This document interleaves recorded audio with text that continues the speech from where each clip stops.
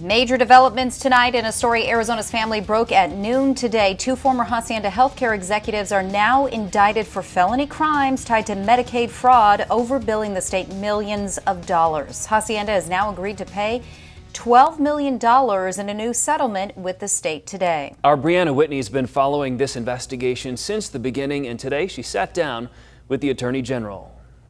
The Attorney General says the crimes these former top executives are accused of are unconscionable, ripping off Arizona taxpayers and lying to Hacienda's board of directors. Now, their alleged scheme could be sending them to prison. Once in charge of management and money at Hacienda HealthCare, former CEO Bill Timmons and CFO Joseph O'Malley now facing felony charges. You can draw your own conclusions as to about what types of individuals we are dealing with here. Attorney General Mark Brnovich says they began their investigation in 2019 after Hacienda violated its contract with the state and found the two execs had purposefully overcharged the state nearly $11 million from 2013 to 2018.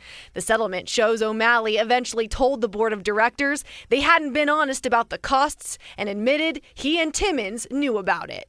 This job has to be about holding people responsible. If you rip off Arizona taxpayers, we're going to hold you accountable. But that wasn't all. According to the indictment, Timmons knowingly made bad faith transactions with a health supply company to buy third-party medical supplies and sell them at an inflated markup. He's also accused of mismanaging their Synagis infant clinics. Last year, an Arizona's family investigation revealed employees were using leftover medication in vials on multiple infants, despite both the Synagis label and CDC saying any remaining medication in a vial must be thrown out. The indictment says Timmons was still billing insurance for extra vials and profiting off the extra money. This coming after a patient in a vegetative state was allegedly raped by a facility nurse in 2018, then gave birth at the facility with no one ever knowing she was pregnant.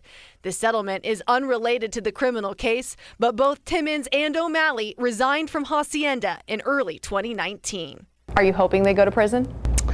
I hope that they are held accountable to the fullest extent of the law. Until those individuals are in court facing a judge being sentenced, that's when I'll start to breathe some relief. Hacienda tells me they fully cooperated with the investigation and voluntarily agreed to pay back the $12 million because it was, quote, the right thing to do. Both O'Malley and Timmons will appear in court on September 29th, and if convicted, O'Malley could face a maximum of 12.5 years, and Timmons could face a maximum of 37.5 years behind bars.